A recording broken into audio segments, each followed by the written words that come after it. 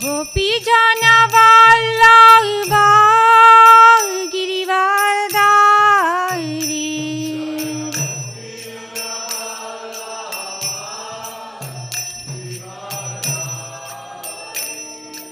Gopi Jana Vallabha Girivardhari Gopi Jana Vallabha Girivardhari Yashodanandana Brajajana Ranjana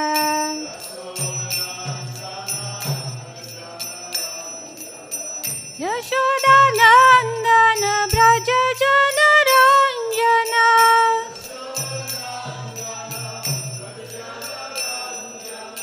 Yamuna Tira Vanachari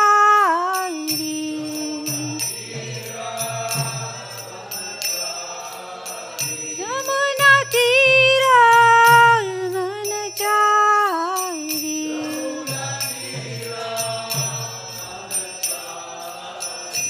Jaya Shri Krishna Chaitanya Prabhu Nityananda Shri Advaita Gadadhar Shivasadi Gaura Bhakta-vrinda Shri Krishna Chaitanya Prabhu Nityananda Shri Advaita Gadadhar Shivasadi Gaura Bhakta-vrinda Jaya Shri Krishna Chaitanya Prabhu Nityananda Shri Advaita Gadadhar Shivasadi Gaura Bhakta-vrinda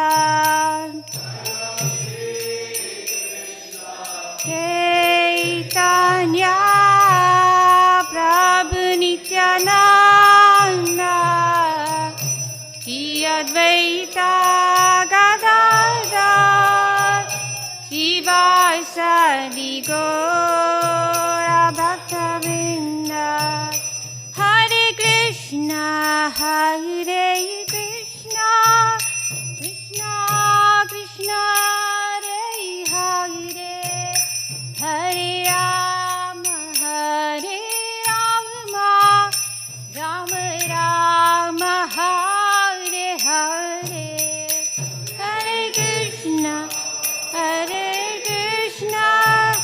Krishna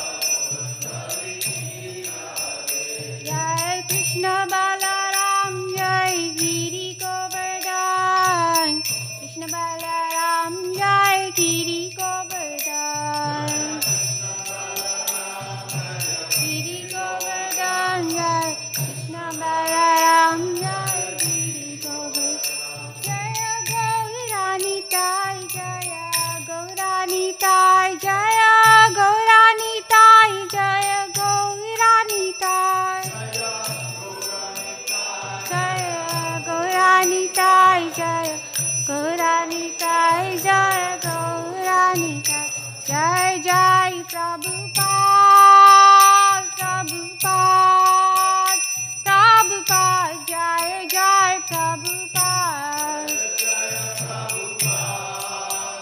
Prabhupada Prabhupada Jai Jai Prabhupada Jai Jai Gurudev Gurudev Gurudev Jai Jai Gurudev Jai Gurudev Gurudev Jai Jai Gurudev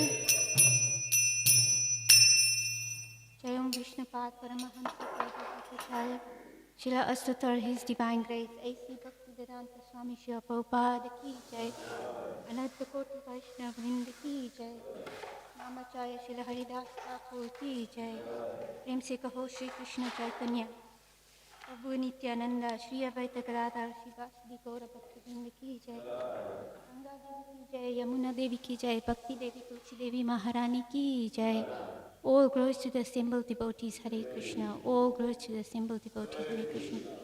All glories to the assembled devotees, Hare Krishna. All glories to the lotus feet of Sri Guru and Sri Gauranga. All glories to Srila Prabhupada. Srila Prabhupada Ki Jai. Hare Krishna and good morning. Welcome to this morning's Srimad Bhagavatam class. So every morning we have these talks by different speakers where we share the teachings that were brought to us originally from God, Krishna, and the teachings were brought to us by Srila Prabhupada, who kindly brought this knowledge to the West so we can all benefit from the spiritual knowledge. So before we start, we'll chant the invocation prayers, seeking the blessings of the Lord and the devotees. Om Namo Bhagavate Vasudevaya. Om Namo Bhagavate Vasudevaya. Om Namo Bhagavate Vasudevaya. So today we are reading from Canto 3, Chapter 23, which is entitled Devahuti's Lamentation. And we are reading from text 4 to 5. Are both the verses on the board or just the one? Savai Devarshi Yastam Manavim Samanubratam Daivad Garishyasa Patyur Ashasanam Mahashisha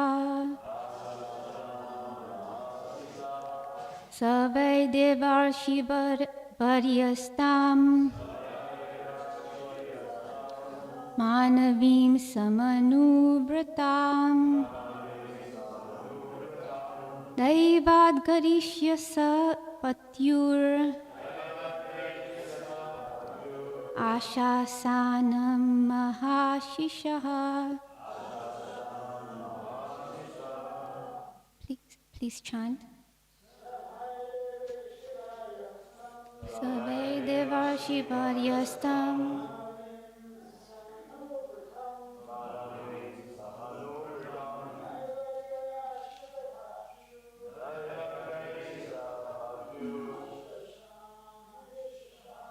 Ashasanam Mahashishaha.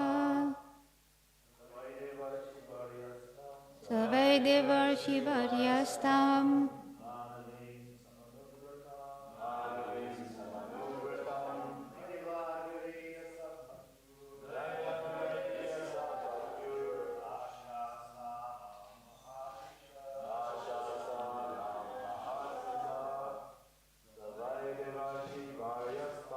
Savai Devarshi Varyastam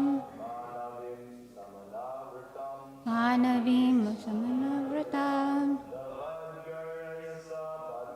Daivad Garyasa Patyur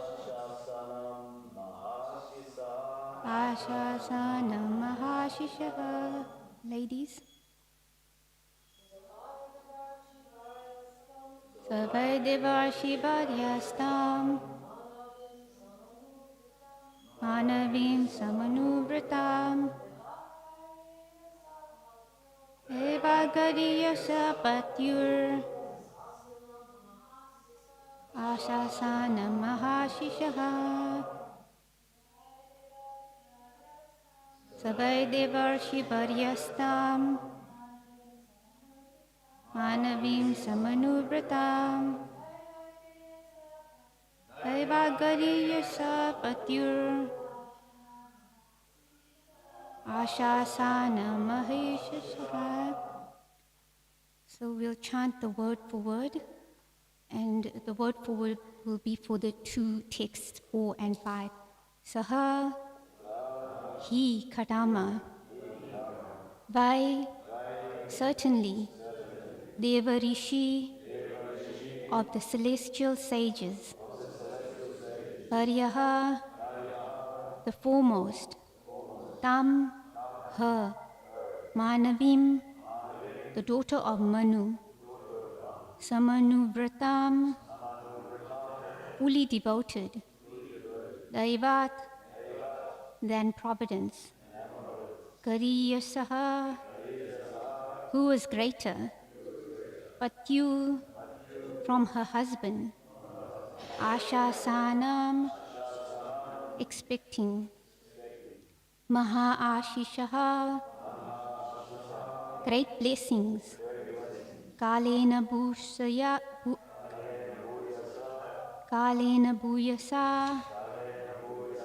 for a long time, Shamam, weak, Karshitam, emaciated, Vratacharyaya, by religious observances,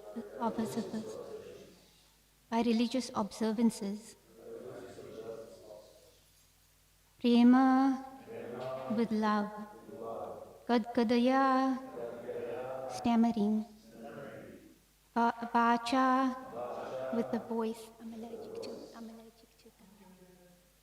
Thank you. Piditaha, overcome. Kripaya, with compassion. Abravit, he said. Translation: the daughter of Manu, who was fully devoted to her husband, looked upon him as greater even than providence. Thus she expected great blessings from him. Having served him for a long time, she grew weak and emaciated due to her religious observances. Seeing her condition, Kadama, the foremost of celestial sages, was overcome with compassion and spoke to her in a voice choked with great love. Purport by please repeat. The daughter of Manu, who was fully devoted to her husband, looked upon him as greater even than providence. Thus she expected great blessings from him. Having served him for a long time, she grew weak and emaciated due to her religious observances. Seeing her condition, Kadama, the foremost of the celestial sages, was overcome with compassion and spoke to her in a voice choked with great love. Purport by Srila Prabhupada Ki Jai. The wife is expected to be of the same category as the husband. She must be prepared to follow the principles of the husband, and then there will be a happy life. If the husband is a devotee and the wife is materialistic, there cannot be any peace in the home. The wife must see the tendencies of the husband and must be prepared to follow him. From Mahabharata, we learn that when Gandhari understood that her would-be husband, Dhritarashtra, was blind, she immediately began to practice blindness herself. Thus she covered her eyes and played the part of a blind woman. She decided that since her husband was blind, she must also act like a blind woman, otherwise she would be proud of her eyes and her husband would be seen as inferior. The word samanuvrata indicates that it is the duty of a wife to adopt the special circumstances in which the husband is situated. Of course, if the husband is as great as Kadama Muni, then a very good result accrues from following him. But if the husband is not a great devotee like Kadama Muni, it is the wife's duty to adapt herself according to his mentality. That makes married life very happy. It is also mentioned herein that by following the strict vows of a chaste woman, Princess Devahuti became very skinny and therefore her husband became compassionate. He knew that she was the daughter of a great king and yet was serving him just like an ordinary woman. She was reduced in health by such activities, and he became compassionate and addressed her as follows. Shri Prabhupada ki jai. Namo Om Vishnu Padaya Krishna Pashta Bhutale Shrimate Pe Krishna Goswami Namane. Namo Om Vishnu Padaya Krishna Bhutale Shrimate Bhaktivedanta Swami Namane. Namaste Saraswati Devi Gauravani Vishesha Shunyavadi Paschatale Siddharine Pancha Kalpatrubhyascha Kripa Sindhubhya Patitanam Pavanebhyo Vaishnavebhyo Namo Namaha. I seek the blessings from all the assembled devotees that I can speak something that will be beneficial for all of us, and especially I'm speaking for my self-purification. Whatever I'm speaking, it's from Srila Prabhupada's teachings and the teachings of his disciples and the previous acharyas as Srila Prabhupada has given us in his books. And I'm just trying to repeat according to my level of realization. So this chapter is talking about Devahuti's lamentation. So Devahuti, she was a great princess. So a princess, we know that she lives in great comfort. And in previous verses leading up to this text 4 and 5, Srila Prabhupada in the purport mentions about Lord Shiva's wife, Bhavani or Parvati, that she was also a princess and she married Lord Shiva, who was an ascetic. So the comparison can be made with both Devahuti and Bhavani. Actually, they were both princesses, and their husbands, Kadama Muni and Lord Shiva, they were both very simple. They lived very simply, and they were not after material opulence. But the great qualification they had was that they were great devotees of the Supreme Lord, Krishna. So I'll just touch on the previous verses leading up to this verse. It talks about the qualities of Devahuti, that she had the good fortune of having a husband like Kadama Muni. So even though she was a princess and he lived in the forest and he lived very simply, and living in the forest like we see nowadays, people, they want to go off the grid and they want to live off the land, simple living, especially after COVID. There was this, everyone was worried that the world is coming to an end or things are going to be difficult, that we need to live a sustainable life where we can work the land, get our own sustenance. So there's no different from that time. In Nectar of Instruction, chapter 2, there's the verse Atyahara Prayashascha Prajalponyamagraha Janasangasya Lolyam Cha Sadbir Bhakti Vinashyati. So in that verse, in the purport, Prabhupada talks about simple living, high thinking. So living simply, it's Prabhupada mentions in this verse that Devahuti served her husband according to religious practices, and she served him just like an ordinary woman. So if someone is living a simple life, even in these modern times we see they're living on a farm, and then the wife is tilling the land. The children are also helping with the gardening and that. So there's not much difference in that. And one may question that by performing religious activities, one's health is reduced.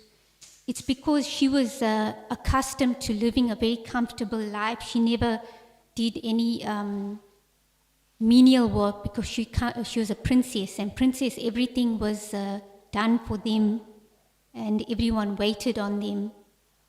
So Devahuti was such a princess, but because she understood the great qualities of her husband, that she was so fortunate that she got someone even greater than having material opulence, because we see even in modern times that someone may have so much money or such great looks, but their qualities may not be of that high standard.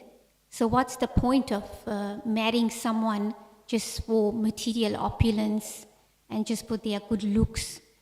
Because ultimately it's the inner quality that wins over the hearts of everyone. In saying that, it doesn't mean that someone who is very wealthy or good looking is not of good quality, but the primary focus is on developing those inner higher qualities which are universal to every religious practice: kindness, compassion, and qualities like that. So Devahuti, she served, we'll just analyze and just touch on the qualities that Prabhupada mentions of how Devahuti served her husband. So she was this is an example of a great wife and a great husband in spiritual qualification, same as Lord Shiva, who is known as Vaishnavanam Yata Shambhu, a great devotee of Lord Vishnu Krishna. So she served her husband with great love and affection. So she also adapted her mentality to serve her husband. So how do we see that she adapted her mentality? Is because she was accustomed to much opulence, but because her husband lived a simple life, he practiced asceticism and he did meditation on the Supreme Lord. So he lived very simply because his primary focus was on serving the Lord. So he didn't really bother so much about material comforts. And she served him with intimacy, vishrambena, with great respect and with great reverence, gauravena. She served him by controlling her senses and with love, and she served him by speaking sweet words. She rendered service to him just like an intimate friend, and she was tolerant with any misunderstandings if they came about, just so that there's no misunderstanding in the marital relationship, the miniature, because that will cause unhappiness and problems in married life. So there is the science, man's psychology and a woman's psychology. In modern times, there's a book that there is one Swami who recommends his disciples to read that before they want to enter into married life. Men are from Mars and women are from Venus. So just this basic understanding of that the psychology is different for a man and a woman, also because of the physical makeup of the body. In general, the women's body is more fragile or smaller. So the man has this nature of wanting to protect, or an alpha male, he wants to protect and lord it over. So one would question, what is this lording over, Vedic times? But the man's, we heard in previous verses, that the man has a need to be superior to the wife. It doesn't mean that in modern times superior means that I will walk all over someone who is so-called inferior to me. But in the Vedic text, in the spiritual text, being superior and inferior has certain responsibilities, and someone who's in a superior position, just like the father or in a company, the manager, it's not that they mistreat those that are under them or their subordinates. They have the responsibility to oversee that their their subordinates are also comfortable in their own service. So every one of us, we have a psychophysical nature. We have come into this world in a human body, whether male or female, but our primary duty, just like when S.P. Keshava Swami was here, and he spoke about our the swadharma, which is our nature according to our psychophysical nature, the body we have in this lifetime, our inclinations. Maybe someone likes gardening, and someone is a manager, and our sanatan dharma, that's our eternal occupation, our eternal duty. So we have this human birth, and in this human birth we have a special mission in life. That is to understand, who am I, who is God, and what is my relationship with Him, and what is my mission while I am here in this world. So it's not that we also disregard our swadharma, our duty while we are in this world. We need to function according to our nature, just like in Bhagavad Gita, Arjuna, he was a warrior, so he had to fight, and that was his dharmic or his occupational duty, but he did it for Lord Krishna. So whatever our nature is, we do it very nicely, very perfectly, to the best of our ability, and we do that as an offering to the Lord. So Devahuti, she was trained. So in those days, even the princesses, they were trained how to serve great sages, because in the kingdom, great holy people used to visit, and they used to hear the scriptures and hear about the great devotees of the Lord and their qualities. So they learned how to serve great personalities, how to also treat those that are subordinate to them. It's not that the princesses mistreated their maidservants. Actually, the maidservants were like their friends, even though they were appointed as maidservants. So a very qualified and chaste lady like Devahuti or Bhavani, Parvati, they were trained how to carry out their duties. So the great wife, she knew that her husband is a great devotee of the Lord, so she served him to facilitate his service to the Lord.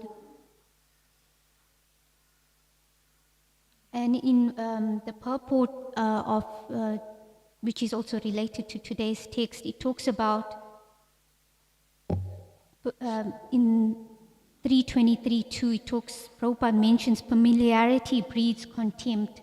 Ramai Swami mentioned that when he spoke yesterday. And so what is this familiarity that breeds contempt? Usually also we are living in a community, we see each other, or a husband and wife relationship, then we say, oh, it's just that person. But we need to understand that we should always, we may be familiar externally and friendly and that, but we should always maintain that inner respect and reverence. Just like in the verse it says, Gauravena, Devahuti, she served her husband with great respect and great reverence. So even though there's that intimate relationship of an intimate family member, husband, that understanding for all of us as aspiring devotees is that this person is a devotee of the Lord, and I should serve them with respect, even though that loving familiarity is there between husband and wife and children and intimate relatives. And it's also mentioned that she always desired the good for her husband. Saura dena vacha madhuraya.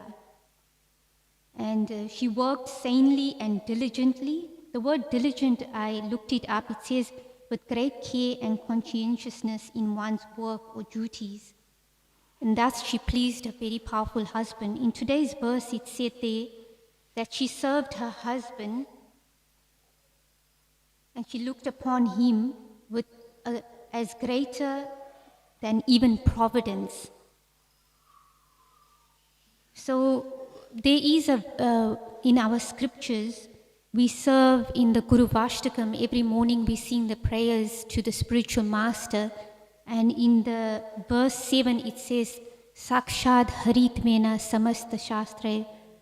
So it is bona fide that she was serving a husband as even greater than providence, and she was expecting great blessings from him, because the wife sees the husband as the guru or the spiritual master, and that is a qualified husband like Kadama Muni and Lord Shiva, who are great devotees of the Lord.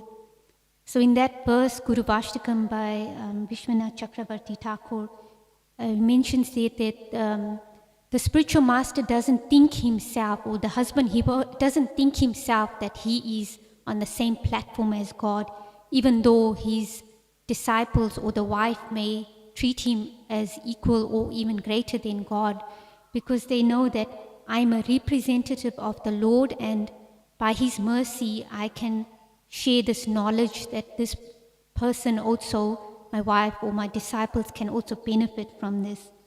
But also we find also in traditional cultures that this principle of Maryada Vyatikrama is that we need to respect those that are senior to us, or whether in age or in practice.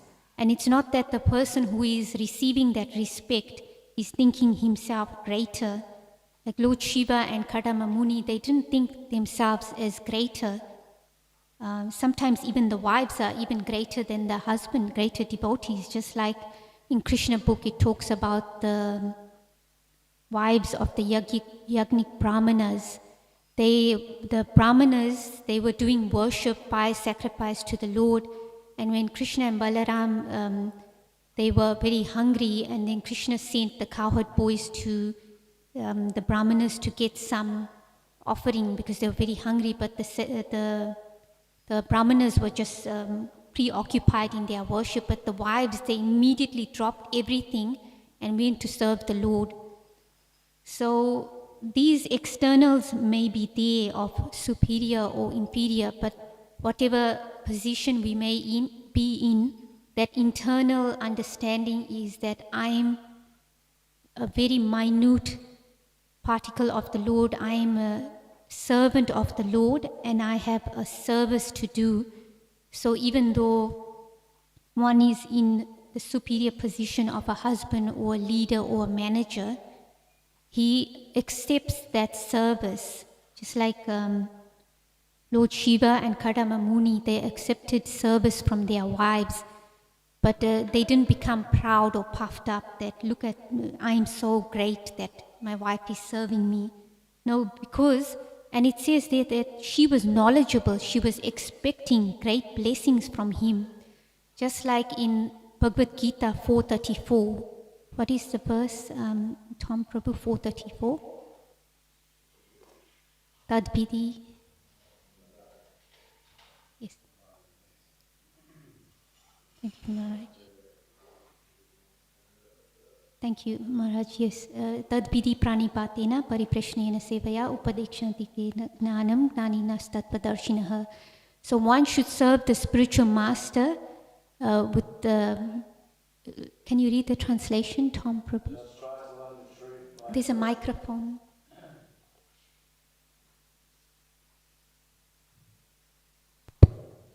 Just try to learn the truth by approaching a spiritual master. Inquire from him submissively and render service unto him. The self-realized souls can impart knowledge unto you because they have seen the truth.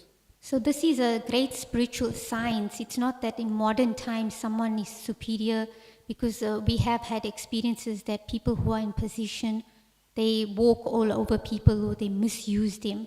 No, there is a... It's not that we throw out the baby with the bath water. There is a science by serving a qualified great personality who is a great devotee of the Lord. They can impart knowledge to us, just like in the grandparents in the old times, in traditional cultures, the grandchildren would serve their grandparents, would be respectful, and then they would get the knowledge even just material knowledge like weaving or cooking, things like that. Because by service, we are getting the blessings and the education of how to do things. And especially in spiritual topics, it's very, very scientific. And we get the blessings by humbly and menially serving the Lord. So we see even examples of great personalities. Like there is this one great saint, his name is Narottam Das Thakur, and he was very saintly, very academic. He knew all the scriptures very well. But someone who was so scholarly and academic, he served his spiritual master menially by this was in the old times. They didn't have modern day washroom facilities, so he would go in the forest and he would clean up after the spiritual master had done his morning oblations. So, and even we see the example of Srila Prabhupada's own spiritual master, Bhaktisiddhanta Saraswati Thakur, that he was a very great scholar, but he accepted a spiritual master who was who was actually illiterate, but because he was qualified by spiritual knowledge and spiritual practice, then he accepted him as a spiritual master. So externally, one may be on a different platform, superior or inferior, but the real test and the real value is in the spiritual practice. Because even when one is so superior, so advanced in spiritual practice, they are actually the most humble, that you would not even sometimes, like the example that comes to mind is King Prataparudra. Even though he was a great king, but he would actually sweep in the Rath Yatra, he would sweep the cart before the chariot would come for the Lord, Supreme Lord Jagannath. And we need to understand that actually in those times, a great king would never be seen doing any menial work. You know, for nowadays we don't think much of it. What's the big deal? But actually, in the position now, if we see that, just say the president of some country would go and empty the bins, we would never think that the president would go empty the bins. But a great devotee of the Lord would even do menial service for the Lord. We hear also like Janananda Maharaj and Kadamba Kanana Swami, they would even go and clean the sewers if they were blocked. So it's not that one is of a superior spiritual quality that they wouldn't do what is needed. So the most important quality, so we see that in Devahuti, that she was a princess, but she served her husband, disregarding everything, and because she was accustomed to material comforts and she served her husband, lived simply just to facilitate his service. And she was very faithful to her very powerful and qualified husband, that she got the blessings from him, which we'll find out in the future verses. And Prabhupada mentions the example of Gandhari. In the Mahabharata, there was a great, he was born the prince Dhritarashtra, and he was meant to be king, but actually because he was born blind, he had to defer the kingdom to his younger brother. So when he was going to get married, the princess Gandhari, she found out that the husband was going to be blind, so she blindfolded herself as well, because it's just men's psychology that the woman has to take the subservient and humble position.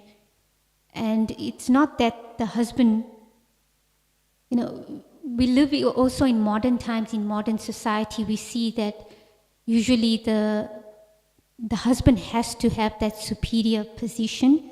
And even though maybe behind closed doors, who knows, the wife is actually, the husband is like a hen-picked husband, just like the example of Krishna. He's actually God himself, the Supreme Personality of Godhead. And he did many great activities, but at home he was just like a hen-picked husband. So it's not that the husband will mistreat the wife just because he is externally and in public being served by the wife.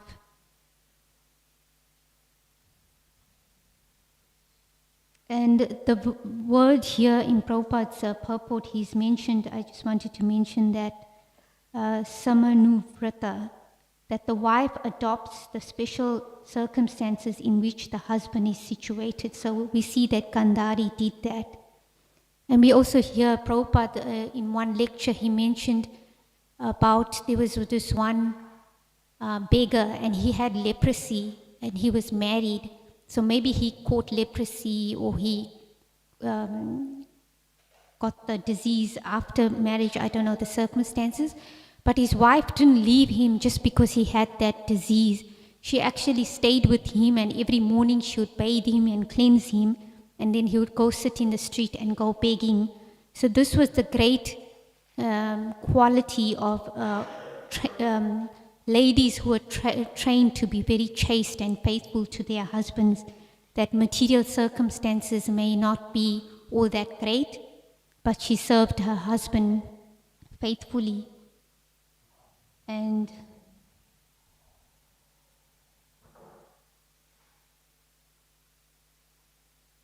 in Bhagavad Gita also it mentions how austerity in chapter 17, austerity, Devahuti performed great austerity. So there's austerity, everything in the, we are doing Bhakti Shastri with Ikshwaku Prabhu.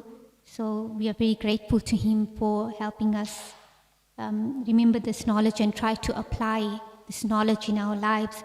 So it mentions in the Vedas, they deal mainly with the three modes of material nature. So every activity we do, whether it's sacrifice, austerity, foods, gaining knowledge, work, charity, they're all divided into three different categories: the mode of goodness, mode of passion, and mode of ignorance.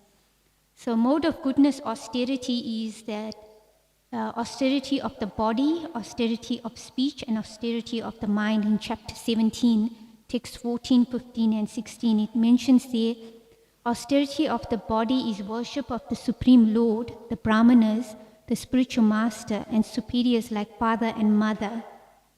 Cleanliness, simplicity, celibacy, non-violence. It's mentioned in this purport that Devahuti controlled her senses. So she wasn't lusty, she practiced celibacy together with her husband even though they were married. Austerity of speech, she spoke very sweetly with her husband, speaking words that truthful, pleasing, beneficial, and not agitating to others. And also in regularly reciting Vedic literatures, she facilitated her husband in his service to the Lord. Austerity of the mind is satisfaction, simplicity, gravity, self-control, purification of one's existence. In Bhagavad Gita 17:17, it mentions there, this threefold austerity performed with transcendental faith by men not expecting material benefits, but engaged only for the sake of the Supreme Lord. And that is the mode of goodness. And even beyond the mode of goodness, Shuddha Sattva, because one is not expecting any material benefit, one just wants to please the Supreme Lord and his dear devotees. And also in chapter 18, it talks about renunciation in the mode of goodness, passion, and ignorance. Renunciation, tyag, and we see that Devahuti, she practiced this austerity and renunciation. She gave up all the results to serving her husband. In chapter Bhagavad Gita 18:9, it says, one performs his prescribed duty only because it ought to be done, and renounces all material association and all attachment to the fruit. So attachment to material fruits, we see that Devahuti, she expected great blessings from her husband. So that is not material, because actually we need to have laulium or greed for spiritual knowledge, spiritual understanding, for service. So everything we do, we need to do it with the utmost care and dedication, just like Devahuti served her husband very diligently with great care. It's Indudumna Swami, he gives these lectures on the stimulation for ecstatic love online on YouTube, and he always often mentions that he talks about nectar of devotion, and one of the chapters, stimulation for ecstatic love, he talks about love. Love is in the details. So any service we do, we don't expect any honor, recognition, and we try to do it to the best of our ability, and that is where the true success lies. I was just remembering when some years ago in Auckland, Bhakti Charu Swami, he was going to visit the temple, and he was going to stay where the old temple was, and we were cleaning it up, and then it was decided later that he won't stay there, and we spent so many hours cleaning it up, but he decided to stay at a disciple's house in one of the suburbs and not at the temple. But one felt great satisfaction, even though Maharaj was not going to stay there, because there is the spiritual element there, that the intention was there to serve a great devotee of the Lord. And the satisfaction is there, even though externally, materially, the result may not be what we desired or expected. And also in modern times, it's a good reminder for us that we don't just do service when there's an audience, or when, especially with social media, there's this tendency sometimes to say, oh look, I've been here and I did this service and that service, but doing service for the pleasure of the Lord and His devotees, and that is sustainable, because Krishna is the witness in our heart, and He knows our intention and our purpose, because even in Srimad Bhagavatam, He talks about devotional service in the different modes. So devotional service could also be in the mode of ignorance and passion. So we want to please the Lord and His dear devotees, so we carry out our duties without any desire for honor, fame, recognition, and we do it to the best of our ability. It may not be better than someone else, but it's the best of our ability. And because it is offered with the best ingredients, the best qualities, the best everything that we have, then we achieve the same spiritual benefit. Just like in the Ramayana, there's the example where Hanuman was carrying great boulders to build the bridge to Lanka, and there was a tiny squirrel that was flicking a little bit of sand and little stones, and then the example is given. Lord Ram, he said that this service performed by the squirrel is equally as important and equally as beneficial as Hanuman carrying big boulders. So Krishna, he knows what's in our heart. We should never feel despondent. We just do our duty, and with great love and devotion to the best of our ability, and then we can expect great blessings, just like Devahuti expected great blessings from her very qualified devotee husband, and how Parvati also expected great blessings from Lord Shiva, a great and qualified Vaishnava husband. So I'll end there if anyone has any questions, comments, corrections.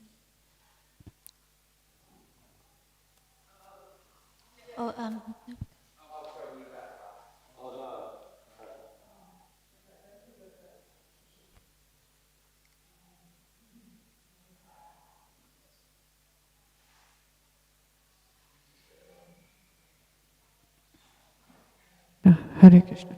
Oh, thank you for a very nice class, Vaisnavi. Yeah, I'm wondering on this point of, women being recommended to always follow the husband and to sort of fall in with his ways, shall we say. Today in Kali Yuga, there is, I would say there are probably, 90% of all the criminals in jails around the world are men. They're not women. And I remember also studying in the social sciences going back a few years ago. According to the reports in New South Wales, it was said that in 95% of domestic violence cases, it was the man who was the perpetrator or the offender. So, I'm just sort of drawing attention to the problems in Kali Yuga there are so many violations that are caused, and it does seem to be mainly coming from the male population. So how does that, how would you talk about that against the backdrop of what you've been saying about women following their husbands? So in this case, it was mentioned by Prabhupada in the purport that the husbands were actually qualified. Because example is here of a great wife and a great husband. And as you mentioned, in modern times, in this current Iron Age, Kali Yuga, there are anomalies that the husbands may not be qualified. And even we see that there are devotees and there is protection laws even within our society which protects those that are abused, whether children or wife, or sometimes even the husband can be. But as you said, the majority of cases are men. So in those cases, we see that we need to be, Prabhupada wanted all of us to be independently thoughtful and leaders. So leader doesn't mean just taking up an external position. So even the ladies who have a female body, they have this responsibility to also read the scriptures and understand that what is a qualified husband, and sometimes also tolerate, maybe, in both cases, husband and wife, we may not come up to a certain standard, but as long as we keep Krishna in the center, and of course, if there's abusive cases, then they should not be tolerated, as we hear also from our leaders as well. So thank you very much. Thank you. Kalki, I think, was next.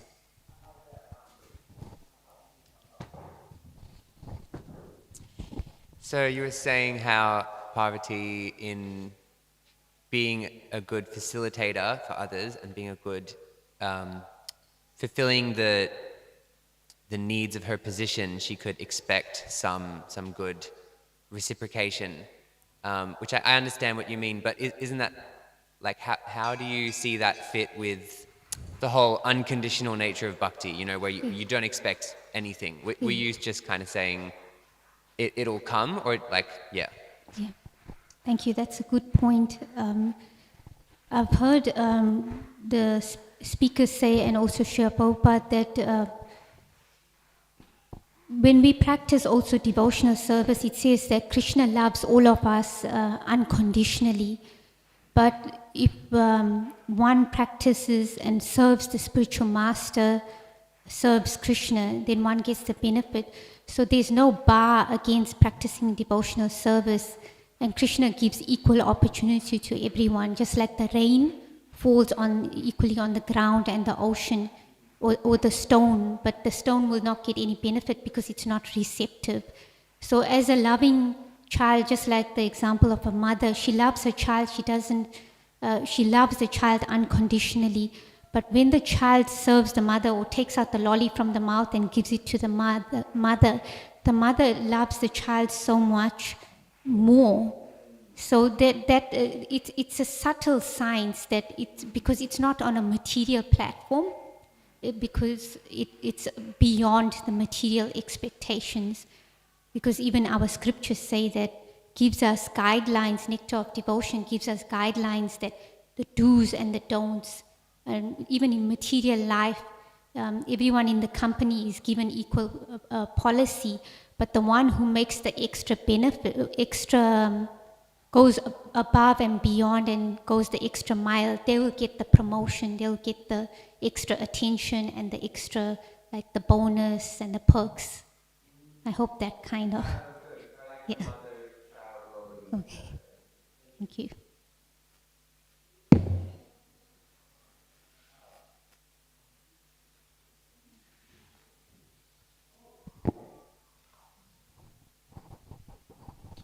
I was going to ask a question, but I think this sort of goes along with what Mataji asked about the